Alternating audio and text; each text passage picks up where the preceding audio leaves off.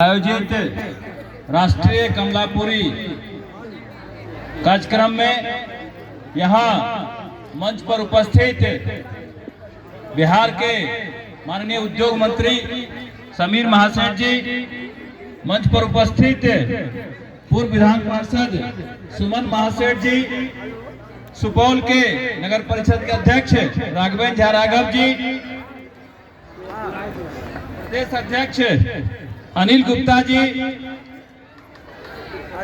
अशोक गुप्ता जी, पशुपति गुप्ता जी, पवन गुप्ता जी, प्रमोद गुप्ता जी, दिलीप गुप्ता जी, गौरव गुप्ता जी सुपौल, ओम प्रकाश गुप्ता जी, आदरणीय भगवान चौधरी जी, केशव कुमार गुड्डू जी, गौरी शंकर भगत जी, पप्पू भगत जी एवं मंच पर उपस्थित राष्ट्रीय अध्यक्ष आदरणीय जयराम जी तथा इस सम्मेलन में देश के कोने कोने से आए हुए सम्मानित बुजुर्गों, नौजवान साथियों, माता एवं बहनों, आज के इस सम्मेलन में मैं स्थानीय विधायक होने के नाते अपने आए हुए अतिथियों का, नेताओं का हार्दिक अभिनंदन करता हूं, स्वागत करता हूं। साथ ही साथ जो भी आयोजक बंधु हैं, खास करके जो सुपौल जिले के हमारे आयोजन समिति में हैं, मैं उनको तहे दिल से धन्यवाद देना चाहता हूं कि आपने बहुत ही शानदार सम्मेलन किया, हमारे क्षेत्र का नाम रोशन किया। निश्चित रूप से आप धन्यवाद के पात्र हैं। बंधुओं, कहने के लिए तो ये राष्ट्रीय सम्मेलन है, लेकिन इसे अंतर्राष्ट्रीय भी कहने में कोई दिक्कत नहीं है, इसलिए कि नेपाल से भी लोग आए हुए हैं।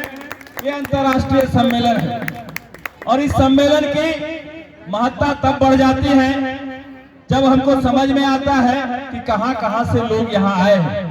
आप बीरपुर में जहां अभी आए हुए हैं, ये पूरी तरह अंतर्राष्ट्रीय बॉर्डर पर है।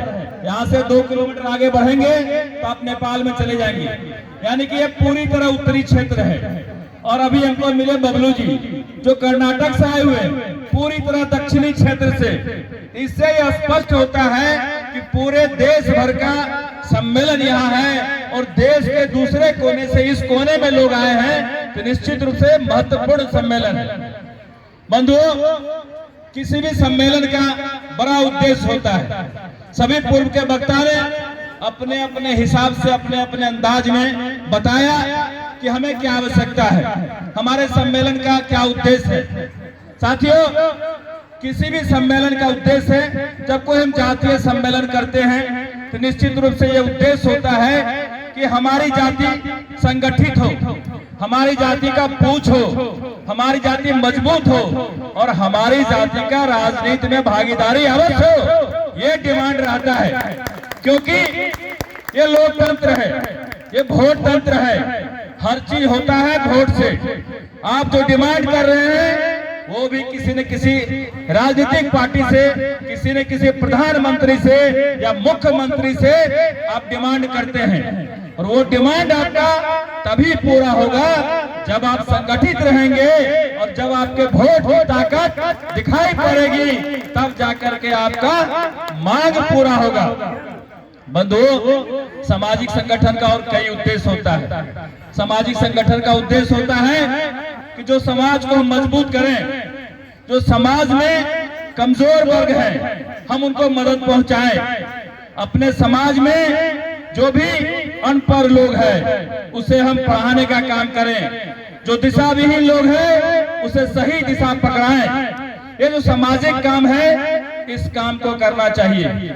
हम आयोजक समिति को कहेंगे कि आपने कमलापुरी का अलग से ये संगठन बनाया, बहुत अच्छी बात है। अलग संगठन भी होना चाहिए ताकि आपका डिमांड सामने आते रहे, लेकिन आप वैश्य समाज के एक पार्ट हैं, आप इसको अलग ना करें तो आपके लिए ज्यादा बेहतर रहेगा। इसको वैश्य सम्मेलन के रूप में करते रहेंगे तो आप और मजबूत होंगे, काहे कि वोट का महत्व है और वोट तंत्र में आपका वोट जितना इकट्ठा रहेगा, जितना संख्या रहेगा, उतना आपको मजबूती मिलेगी। अलग करने से आप कमजोर पड़ेंगे।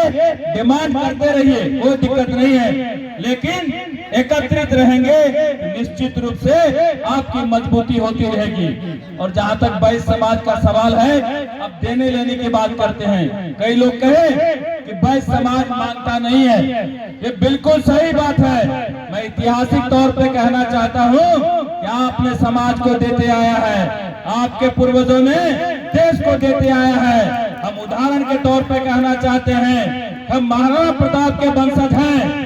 जब मुगल शासक महाराणा पे हमला किया और हल्दी घाटी में युद्ध हो रही थी, तो महाराणा प्रताप आर्थिक रूप से जब कमजोर पड़ गए तो भामाशाह ने अपना तिजोरी खोल दिया था और फिर जाकर के महाराणा ने युद्ध फतह किया था। हम मानते हैं ये कर्ज आपका महाराणा के समाज पे है। मैं आपको वचन देता हूँ कि जब तक महाराणा का वंशज इस देश में रहेगा, आपके संरक्षण में हमेशा खड़ा रहेगा, हमेशा खड़ा रहेगा। साथियों, इस कोसी कमिश्नरी में मैं अपने दम पर कोई भी आपका वैश्य समाज का लोग कह दे कहीं भी किसी भी तरह का कोई उंगली उठाने का काम किया है तो हम लोग उसका उंगली मरोड़ने का काम किया है। कहीं भी किसी को कोई आफत नहीं आने दिया है। अब पूरे कोसी में पता करने का काम करें। मैं यहाँ पिछले 18 साल से विधायक हूँ। 5 बार मुझे लगातार यहाँ जीतने का मौका मिला है। आप एक एक परिवार वैश्य समाज से जाके बात करिए, पूरे जिले में, पूरे कमिश्नरी में हमारा अंधा समर्थन रहता है। हम ये नहीं पूछते हैं आपने कौन सा गलती काम किया। अगर कोई समस्या से हमारे पास लोग आते हैं तो मैं उन्हें तन मन धन से मदद करता हूँ, ये हमारा कर्तव्य है। इसलिए बहुत ज्यादा मांगने की आवश्यकता नहीं है। आप अपना मजबूती दिखाते रहे और आपका जो डिमांड है आरक्षण का, मैं आपको वचन देता हूँ यहाँ से लेकर के दिल्ली तक जहाँ भी जरूरत पड़ेगी हम आपके साथ खड़े रहेंगे।